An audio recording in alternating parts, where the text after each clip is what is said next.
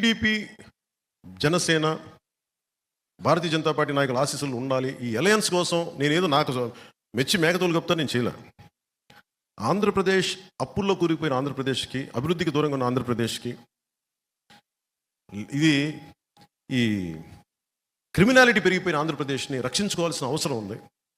అందుకని అందరం కలిసి ఓట్లు చెల్లకుండా ఉండాలని చెప్పిన ప్రతిపాదనకి ఎంత నలిగిపోయినా నా ఒకటికి తెలుసు. ఈ రోజున అందరూ ఎమ్మెల్యేలు, ఎంపీలు ఏదన్నా అవుదాం కానీ దాన్ని ఓటు అందరూ బలంగా ఉన్నారు. ఈ రోజున ఈ బలానికి కారణం నేను పడ్డ మామూలు నలుగుడు కాదు. దీనికి ఎన్ని చీవాట్లు తిన్నానో జాతీయ నాయకుల దగ్గర మీకు తెలియదు. అన్ని చీవాట్లు తిన్నాను. నేను ఒకటే 2 చేతులు పెట్టాను, సార్ మా రాష్ట్రం సార్ ప్లీజ్ సార్ ప్లీజ్, ఇంతే దండం పెట్టి ఈ రోజున జరిగింది. నేను ఎప్పుడు జనసేన పార్టీ ప్రయోజనాలు ఆలోచించాల, ఆంధ్రప్రదేశ్ ప్రజల ప్రయోజనాలు, తెలుగు ప్రజల ఐక్యత ఆలోచించాలి. సో దీన్ని దృష్టిలో పెట్టుకొని నాకు మనందరం బాగుండాలి, అలయన్స్ బలంగా నిలబడాలి. మనలో మనకి చిన్న ఇబ్బందులు ఉంటాయి, కొన్ని త్యాగాలు ఉంటాయి, ఇవన్నీ కొన్ని తప్పవు.